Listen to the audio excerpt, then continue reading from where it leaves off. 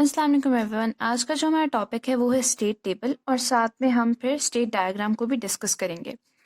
तो सबसे पहले हम स्टेट टेबल देख लें।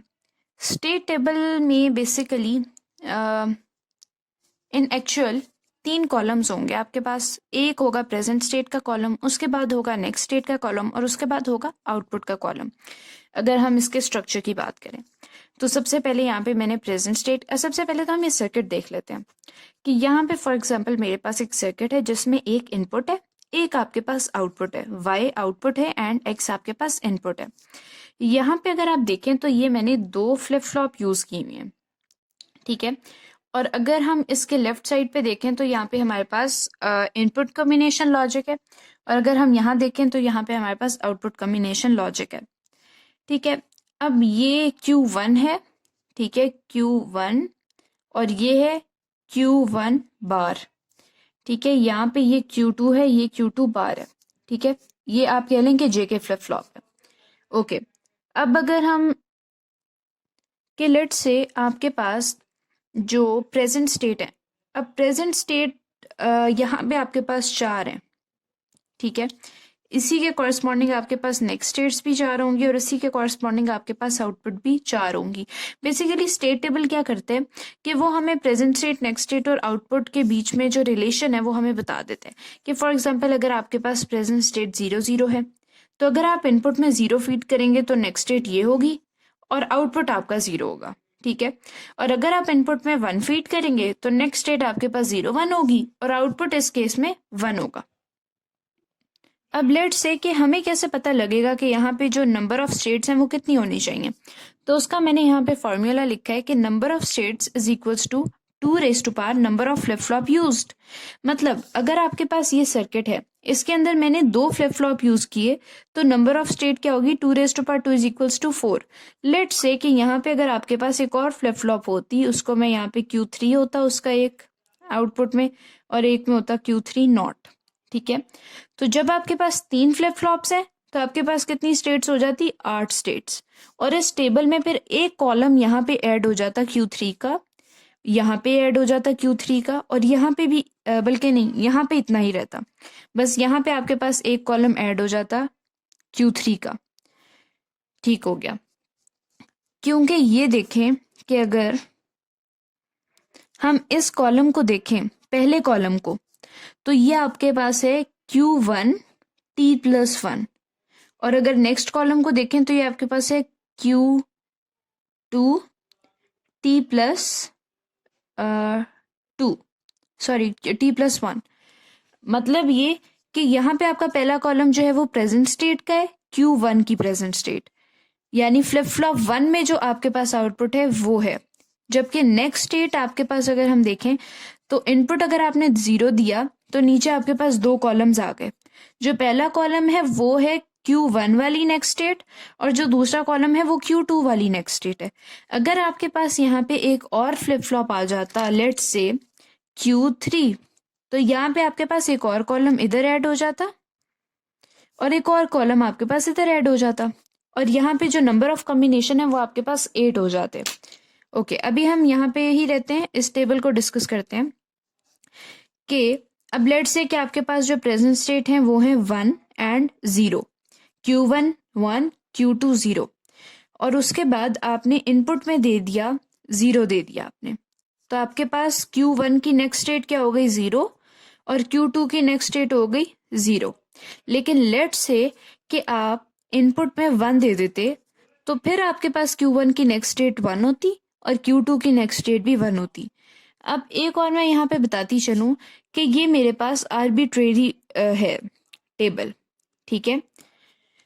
ये टेबल मैंने इसमें जो वैल्यूज डाली हुई हैं ये बिल्कुल ख्याली वैल्यूज हैं जो मैंने खुद से डाली हुई हैं, खुद से कॉम्बिनेशंस लिख दी हैं, ठीक है। हर सर्किट की बेस पे आपका जो स्टेट टेबल है वो डिफरेंट बनेगा। अगर आपका सर्किट में for example input combination logic change होगी तो यहाँ पे आपके पास आउटपुट चेंज हो जाएंगे, नेक्स्ट स्टेट चेंज हो जाएगी, प्रेजेंट स्टेट चेंज हो जाएगी और ये चीज़ लार्जली इस चीज़ पे भी डिपेंड करी होगी कि आपने फ्लिप फ्लॉप कौन सा यूज़ किया। यहाँ पे डी फ्लिप फ्लॉप भी हो सकता था, टी भी हो सकता था, जे के भी हो सकता था, कोई फ्लिप फ्लॉप भी हो सकता था। तो कहने का मकसद ये है कि यहाँ पे जो अभी स्टेट टेबल है इसमें वैल्यूज जो है वो इमेजिनरी वैल्यूज हैं, ओके तो ये हमने देख लिया कि फॉर एग्जांपल अगर आपके पास प्रेजेंट स्टेट Q1 की 1 है, Q2 की भी 1 है, ठीक है, और आपने इनपुट में क्या दिया 0, तो Q1 की नेक्स्ट स्टेट 1 होगी और Q2 की 0। लेकिन लेट से अब आपने दूसरी बार इनपुट में 1 दिया तो Q1 की नेक्स्ट स्टेट 1 होगी, Q2 की 0 होगी। आउटपुट में आपके पास अगर आपने इनपुट 0 दिया तो आउटपुट 0 आ जाएगा, 1 दिया तो आउटपुट 1 आ जाएगा। अगेन मैं आपको बता रही हूँ कि ये वैल्यूज सारी की सारी इमेजिनरी हैं ताकि मैं आप लोगों को एक्सप्लेन कर सकूँ। अब अगर हम आगे आए स्टेट डायग्राम के अंदर, ठीक है, तो स्टेट डायग्राम कैसे बनती है, इसमें भी सबसे पहले तो आपको नंबर ऑफ स्टेट रिक्वायर्ड है। S0 आप कह दें पहली स्टेट को, S1 कह दें दूसरी स्टेट को, S2 कह दें और S3 कह दें। अब नंबर ऑफ स्टेट्स हमें कैसे पता लगेगा, जितनी हमने फ्लिप फ्लॉप यूज की हैं। 2 फ्लिप फ्लॉप हैं तो 4 स्टेट होगी, 3 फ्लिप फ्लॉप होती तो यहाँ पे 8 स्टेट्स होती हमारे पास, ठीक है। और यहाँ पे कॉरेस्पॉन्डिंगली सर्कल्स भी 8 होते, क्योंकि एक सर्कल जो है वो एक स्टेट को रिप्रेजेंट कर रहा है। S0 कह लें 0 1 है, फिर 0 0 है, फिर 0 1 है, 1 0 है और 1 1 है, ठीक है। ओके अब अगर हम स्टेट डायग्राम बनाना चाहते हैं तो वो हम कैसे बना सकते हैं, वो सिंपली हम बना सकते हैं स्टेट टेबल की मदद से। अगर आपके पास स्टेट टेबल है तो आप उससे स्टेट डायग्राम बना सकते हैं, और कॉरेस्पॉन्डिंगली अगर आपके पास स्टेट डायग्राम गिवन है तो उससे आप वापस स्टेट टेबल भी बना सकते हैं। अब हम वो डिस्कस करेंगे। अच्छा जी, सबसे पहला कॉम्बिनेशन आपके पास ये है, ठीक है। इसमें हम देखने वाले हैं कि प्रेजेंट स्टेट आपके पास क्या है 0 0, यहाँ पे 0 0 कहाँ है, इधर है, ठीक है। अब इधर आ जाते हैं नेक्स्ट स्टेट पे। वो कहते हैं कि नेक्स्ट स्टेट 1 1 है। अगर मैं यहाँ पे रेड मार्कर यूज करूं पहले कॉलम के लिए, तो नेक्स्ट स्टेट आपके पास 1 1 है, तो हम सीधा यहां से एरो लगा देंगे किधर, 1 1 की तरफ, 1 1 की तरफ। अब एक और काम, अब हमने ये देखना है कि यहाँ पे इनपुट क्या था, इनपुट था 0, तो यहाँ पे हमने सीधा लिख देना 0 स्लैश आउटपुट क्या था 0 0। अब मैं आपको एक दफा दोबारा बता दूं कि मैंने कैसे किया। मैंने देखा कि प्रेजेंट स्टेट थी 0 0, फिर मैंने देखा नेक्स्ट स्टेट थी नेक्स्ट स्टेट थी 1 1। मैंने ट्रांजिशन बना दी 0 0 से 1 1 की तरफ, एरो लगा दिया कि मैं प्रेजेंट से नेक्स्ट स्टेट में जा रही हूँ। यहाँ पे मैंने क्या किया, यहाँ पे जो पहला 0 है आपके पास वो आपको बता रहा है कि इनपुट क्या था उस वक्त, और यहाँ पे जो 0 है वो आपको बता रहा है कि आउटपुट क्या था। जब आप 0 0 से 1 1 में गए तो उस वक्त इनपुट आपके पास 0 था, 0 लिख दिया। आउटपुट आपके पास जब इनपुट x 0 था तो आप 0 0 से 1 1 में चले गए, और जब इनपुट x 0 था तो आउटपुट क्या आ गया, 0 आ गया, तो यहाँ पे आपने सीधा 0 लिख दिया। अब हम आगे चलते हैं दूसरी में, तो यहाँ पे मैं ग्रीन मार्कर यूज कर लेती हूँ। प्रेजेंट स्टेट क्या है 0 1, और नेक्स्ट स्टेट क्या है 1 1, तो हम 0 1 से 1 1 में चले गए, ऐसा ही है, 0 1 से 1 1 में चले गए।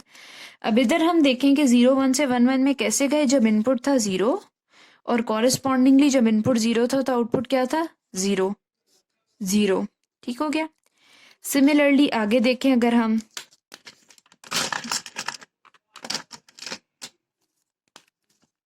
प्रेजेंट स्टेट थी 1 0, नेक्स्ट स्टेट थी 0 0, प्रेजेंट स्टेट थी 1 0, नेक्स्ट स्टेट थी 0 0, ठीक है।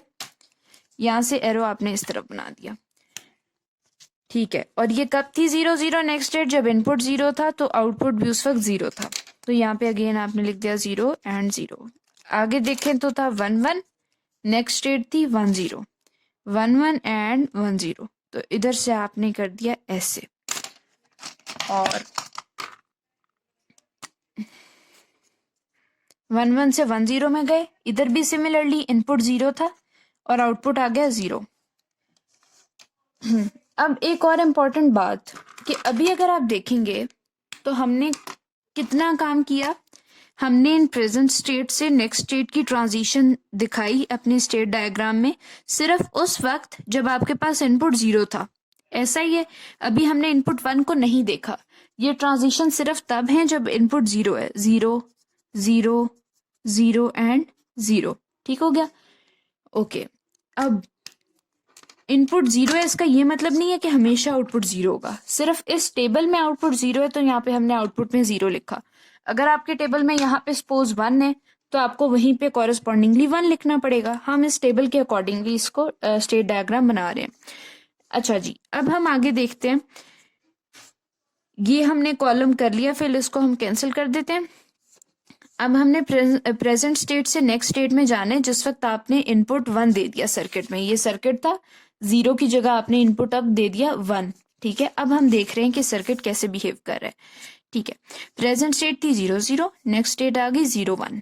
ठीक हो गया, 0 0 एंड 0 1। तो आप चले गए इधर से इधर। यहाँ पे हमने रेड मार्कर यूज किया था तो हम रेड ही करेंगे। ठीक है, 0 0 से 0 1 पे गए कब? जब इनपुट था 1।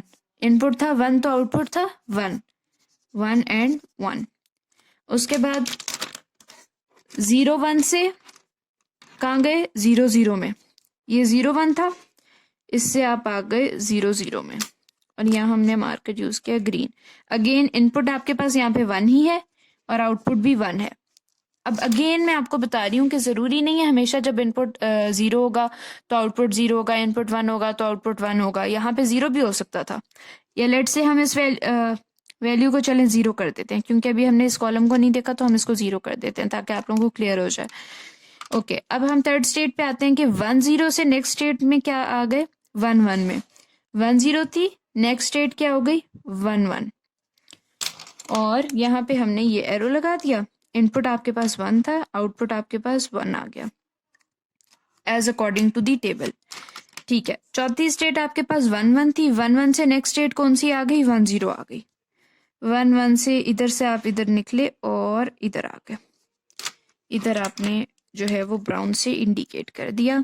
और इनपुट इस केस में आपके पास 1 था जबकि आउटपुट 0 था। आउटपुट हमने 0 में चेंज कर दिया तो हमने 0 लिख दिया। तो ये था हमारा स्टेट डायग्राम और स्टेट टेबल का टॉपिक। आई होप कि आप लोगों को अच्छा लगा होगा और समझ भी आई होगी टॉपिक की।